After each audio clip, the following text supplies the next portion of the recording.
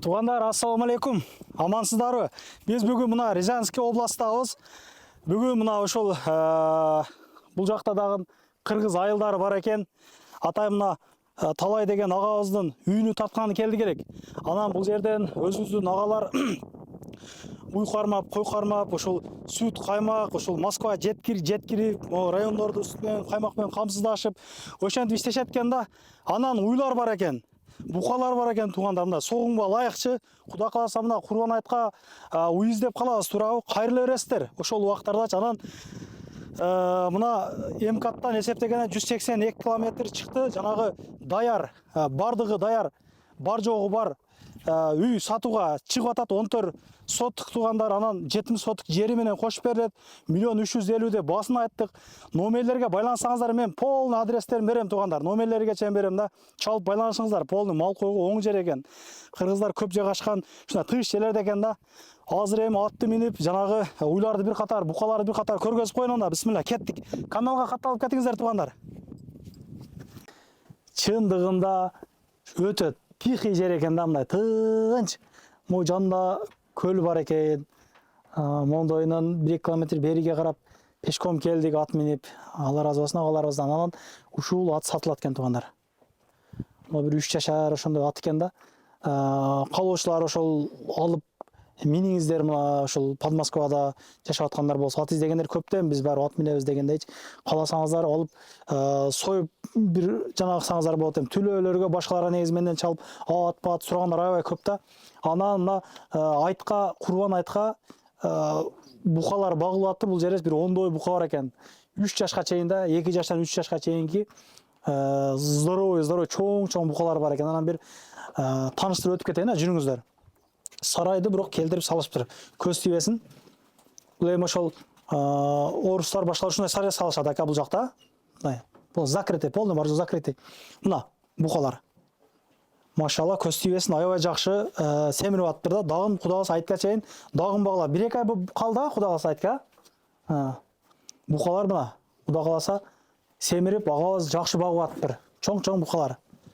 Бою мындай келген букалар экен да, чоң букалар экен мына. Букалар бул жерде уйларды кошуп байлашыптыр. Бул жерде ошол таладан алып келген чөп менен багытасыз бака? Негизи мындай мал кой кызыккандарга айтарым да мына. Силоспу? Силос дагы бар дейт. Бирок муну эч нерсе калтырбай эле жеткен пашта, таза жейишет экен. Уйлар бар экен мынаке.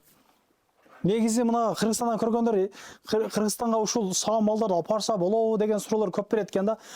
Бул агаларыбыз айтат, андайга жанагы дейт, мындай кылып көрбөгөнбүз, ошого кандай суроо бербей эле койчу деп айтты да. Просто комментарий жазышасыздар го көбүңүздөр. Ошого айтып кеткен. Чоң уйлар. Бул сүт багытында, эт багытында экен да булар, Бул жерде да 1-2 букалар бар экен. Жакшы. Мына буканы бир көргөзүп койсоң болобу ака? Тур эми. Асталлах.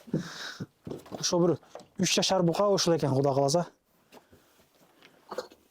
Жана жер айдай турган мультфильм кинодогу букаларда экен, көз тийбесиз, машалла. Жакшы багып атты. Бул жакта да букалар бар экен. Бул жакта ошо бир 2 жашар, ошо 2 жашар өткөн букалар экен да буларданчы. Эле 1,5 жашар бука окшойт мунунчу. Ошондой тугандар. Эми негизи көп видеого чыгуудан кичине тартынышат экен. Анан кийин колдон келишинче чагылдырууга аракет кылык. Жай баракат жашоо болуп атыптыр бул жакта дагы. Кыргыздар көп экен дегенде мына мындай мал кармагандар көп экен да. Кеми дегенде бир 10-15 уй кармашат экен, мындай сүт багытында, башка багытында дегендейчи. Могу жерде дагы бир уй бар экен, мындай көргөзсөкчү. Бул уйу дагы Куда каласа ушул бир 3-4 күндө жакын мына калыптыр. Булдан туайын деп каптыр. Жакшы, көз тийбесин. Бардыгыбызга ушундай уйларды багыш, букаларды багыш, чарба кылыш барыбызга насип этсин. Негизи мына көпчүлүгүбүз мына чет жерден көрөбүз. Бардыгыбыз эле ошол уйга, сарайга, үйгө, атка, кой, малга аябай кызыгат экенбиз да. Тверге барыптан тартканда аябай көп поддержка кылышып, лайктан басып, жакшы комментарий жазылды эле да. Бунун эң кызыгы бак экен мына. Полный барды көчөттөр, бактар да. Как-мөк. Уйларды жазмай ушул жерге карайм дейт. Кандай десиздер? Бирден комментарий жазыңыздар. Анан айтарым ошол үйдү продажага коюлган. Болсо кызыккандар чалып өргүлө мага. Анан могу уйлар боюнча бир номер коебуз, эмне кылабыз ака? Бир номер кой берейинби? Кызыккандарга чалып байланышып, азыртан сүйлөшүп турасыздар да, кандай болот, кандай каяктан союп кетет, эмне кылат, же апарып берип, алып келип берип, анан мына саам малдар боюнча анан энчиге уялам дегендерге сүйлөшсө болобу ака? Мына бооз малдардан доставкаларына сүйлөшөбүз дейт. Анан документацияларын кандай кылып Кыргызстанга алып кетет билбедим, бирок документтер жок деп айтты да. Балким аны бир жерден барып алабы, ошондой да. Жөн мына доставка кылып бере берсе керек, бирок мына Москва, Подмосковье жактарда ошондой туугандар. Каналга катталыңыздар. Кудай кааласа, мына кыргыздар көп жашаган айылдардын бири экен бул дагынчы. Анан бир Түлө болобу, башка болобу, бир Подмосковье, ошо Москва жакын жерде айылдар чакырган болсо, Кудай кааласа барып бекер эле тартып берем. Байланышып бергиле туугандар. Бир чагылдырайлык, бир жакшы жактарыбызды чыгарайлык. Дыйканчылык кылып иштеп аткан, Подмосковьеда жашап аткан биздин кыргыздар аябай көп экен. Жакшы күндөрдө жолугалык, канал катталыңыздар. Кудай кааласа дагым ушундай чыгарыштарды чыгара бермекчибиз. Кудай кааласа, кургун айткан малдар бар, букалар бар, Кудай кааласа. Ассаламу алейкум, көрүшкөнчө. Анан дагы мекендештер кимдир бирөөлөрдө кирди чыкты маселелери болуп, ишеничтүү адамдарды таппай жаткан болсоңуздар, мен ушул жерге Сүйүн агамдын номерлерин коюп койгонмун. До конца айдайт, келгенден кийин 3 айга коюп берет, чыкпай туруп, чорныйдан базадан текшерип берет. Ушуга окшогон 7 орундуу Альфард Сиеналар менен чыгып келесиздер. Сүйүн кирди чыкты ушул жерге коюп койдум.